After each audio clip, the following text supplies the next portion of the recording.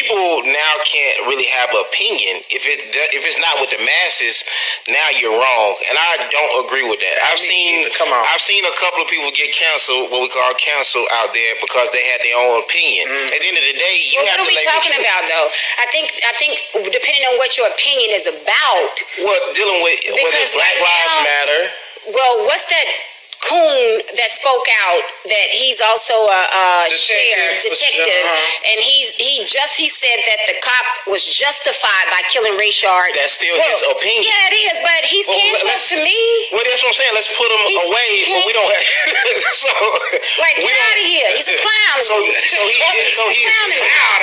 non-factor. Yeah, he's a non-factor, but we have to get out of the way of. But that's their opinion, like that's your opinion. Exactly. Yeah, so I believe if you want to cancel somebody, I think it's a to thou own self be true type of deal. Now, if you're a follower and you a bandwagoner, like then you can stop on it. Yeah, but if you're a leader and you stand for things and you see something you don't like, you should cancel. Call it out. You should call it out and be done with that person until that person show you maybe another version, like what's going on right now with white America. See men fall, don't laugh. Learn. Because you're on your way up. And the things that tempt people to fall, you and I are not free from that temptation, nor from the weakness that will cause us to stumble and fall. When you laugh at somebody else's fall, white or black, rich or poor, your enemy or your friend, you're laughing and opening a way for your own demise when you do that. Because to laugh and not learn, to make mockery and not to understand, is to make the same mistake yourself. Did you hear me? 2 years ago, I made a video saying this R. Kelly case is revealing people's true colors. Now I'm watching people on Facebook talk about how Robert Kelly should have snitched. Then all of a sudden we hear source information is saying that Robert Kelly is going to work with the feds. That's very interesting. Just like all of these people that hate Robert Kelly so much that when they come across content that is not bashing him, the first thing they want to do is get in the comments and start trying to antagonize people in the comments. Then other people want to start making videos talking about R. Kelly supporters are detached from reality and R. Kelly supporters are always blocking people. Well, clearly, it's a whole lot of people out here with undiagnosed mental health issues that don't realize that if you don't like something, if you don't want to be a part of something, why do you gravitate toward that something? If you don't like Robert Kelly and you see content that is not bashing him and you don't want to keep an open mind, you can get the fuck on, because you're not going to antagonize me on the internet like these other agents who like to provoke people and then do some police ass shit. So with that being said, even the people on my Facebook that have been there for years, they know I will block you with the quickness, because I have a right to express what I think and what I feel, and I will correspond with people who know how to communicate. But what we not gonna do is start bringing up kids talking about what could happen to them and what you hope don't happen to them, bringing that negative energy without you realizing how mentally disturbed you got to be so wrapped up in your emotions that you want to bring innocent children into this debate or this conversation because you can't handle the motherfucking objective opinion coming from this platform. Now, a lot of people hate to see comparisons, like when I compared Robert Kelly to Jack Johnson. It's not to say that their cases are exactly alike. It's the principle of these people will create laws to entrap you. And if you think that it won't come back to bite you just because you're cheerleading for them, wait to the end of this video and I'm going to make my point on that. But let's compare What's going on with Britney Spears and Robert Kelly? Because a lot of people don't see it's one and the same. The only difference is she has a little privilege on her side.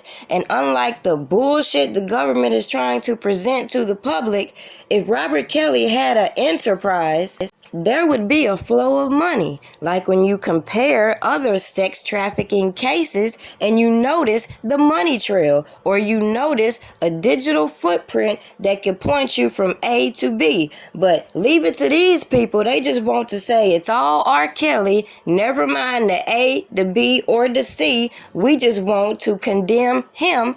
And anybody that speaks out on common sense, we're going to berate them because they're defending a pedophile. But this is what I want you slow motherfuckers to do. Go look up the word pedophile before you keep using it, and realize that some people want you to keep using it so loosely for a reason. Now with more on what comes next, legal analyst Lisa Green. Hi, Lisa. Good to see you in person. So this was a huge victory for Britney, no question about it. But let's peel it back a little bit, because the conservatorship didn't end yesterday. It seems like it's going to end. But crucially, the judge has appointed a temporary, different conservator. And what's the implication of that? Potentially a world of legal pain for Jamie Spears, and here's why. Thanks to some outstanding lawyering on Britney's part, a neutral CPA is now going to have access to all the books and records, every financial decision Jamie made. Decisions I'm sure he never thought would be scrutinized. That could end up in probate court, in civil court, a potential fraud claim. And if those eavesdropping allegations are true, Savannah, that's a crime in California. Well, I was going to ask you about that, because there was a report, I believe, in the New York Times over the weekend, a former security agent associated with this case revealing that there were bugging devices, according to him, placed in places such as Britney's own bedroom. Now, she was under a conservatorship. But would that be illegal in California to be eavesdropped upon, even in this scenario? It's black letter law in California that, eavesdropping is a crime. What remains to be seen is, if it's true, who set it up? And is there a chance that Jamie Spears went to tell the probate court about it and got approval? Seems unlikely. Well, let's talk about this new CPA who's coming in and will be able to scrutinize all of the decisions under the 13 years of the conservatorship. If Jamie Spears had gotten his way yesterday and the conservatorship ended, would all of that been secret? Not necessarily. Britney's lawyer had already sought discovery, meaning testimony from Jamie and records, and I think he would have had other means of access. But this put the issue front and center and keeps the pressure on Jamie Spears, notwithstanding his statement this morning, to really account for all the decisions he's made, many questions about the amount of money he got and some of those other thoughts. So there's going to be another hearing, I believe, in November that looks at the ultimate issue. Can the conservatorship end? One of the issues is that Britney has not wanted to go through another psychiatric exam. Where does that stand? Do you think that the judge could dissolve this conservatorship without assessing her mental state? Legally, yes. But if you're in the judge's position, ask yourself, do you want the insurance policy of a medical decision that backs up your choice? And that's why it remains to be seen if the judge will go for it, grant Britney her freedom, or say, you know what, one more step before we call it. Now let's make it make sense. As we know, just like Britney Spears, so many artists came out as a teenager and were groomed and trained to be before the public eye. It's called media training. Yet when we listen to what happened with R. Kelly's case, we hear this "he groomed me" nonsense, when at the end of the day, everybody in the industry has to go through media training and a whole process before they're able to be presented to the public. So then let's think about the fact that these record labels and other agencies will send these young girls to these perverted type individuals who will put them in photo shoots, have them doing provocative things, and people don't seem to realize the problem that we're having right now.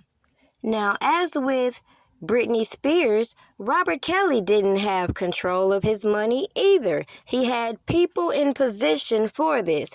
That was another flaw I had with this whole enterprise theory, when these people that were handling the money, who would be compensating individuals, are not being equally held accountable. So it made absolutely no sense to me. Now, obviously, what they did to Robert Kelly once he realized his finances were in disarray, of course, we know it's going to take money to investigate all of this. So if you are tied up in all these criminal actions and all these civil suits, it's going to be kind of hard for you to track down your money. So that is why I came out saying, where is R. Kelly's money? Not because I actually gave a damn and trying to figure out where his money is, but obviously common sense tells you that if you're trying to track down this RICO enterprise and see this criminal activity, you have to start following the money. But if there's no money to follow and all I see is fraudulent activity, that is where my target landed. What do I mean by saying that? Well, clearly, if you have people in control of your finances and they're not paying the government, we're going to have an issue. So regardless of what criminal actions these people want to put out in the public forefront, it made sense to me to realize what the government was really after. And as you read with the paperwork, it's a forfeiture of assets, which I have told you this was the target from the beginning, not these girls, period. Now, to wrap it all up, how would it affect others? Well, as you hear these people trying to imply Robert Kelly is going to be working with the feds because now he's convicted, just think about how dumb that is. There are agents all around the industry. There have been people implicating so many high influential individuals in these executive offices, yet the government presents this mirage of a case about R. Kelly, but they can't solve none of these murders in which we know police officers were affiliated with. So with that being said, that's like one and the same with this whole BMF movie that's coming out based off of the individuals who were incarcerated behind it. We're just gonna bypass all the other record labels that funded their businesses off of illegal money. We're gonna bypass all the other things that are going on in the background with these people dropping like flies, with all this gun violence being heavily promoted. We're going to bypass how all these young stars have been groomed for so many decades, and we're going to act crazy when all these Me Too allegations surface. When at the end of the day, let's think about all the interviews we've heard with these individuals in the industry implicating themselves in criminal activity. Even those that we know for a fact participated in orgies and things like that in the industry, the men who say they have paid adult women to engage with minors, we just gonna turn a blind eye to that and rile the public up with this Robert Kelly is snitching and bypass all the other snitches that are publicly known. We did our job. We brought the information to the public. Surviving R. Kelly went off, we kept that shit going. We got bus drivers, we got police officers, we got assistants, we got friends, we got people to lie, we got the storage, we got motherfucking video, audio.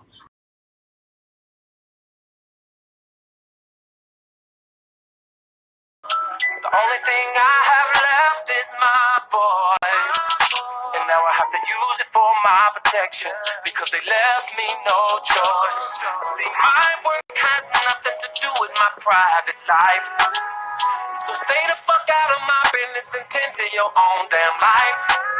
So go ahead, say what you wanna say about who I wanna date, but you won't say that shit to my face, cause you know it ain't shit to say.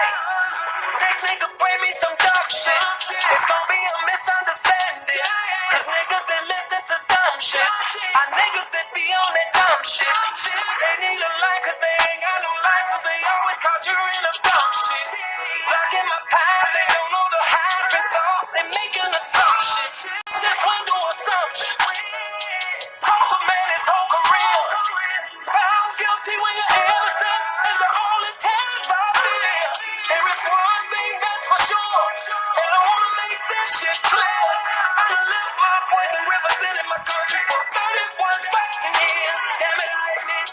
I admit.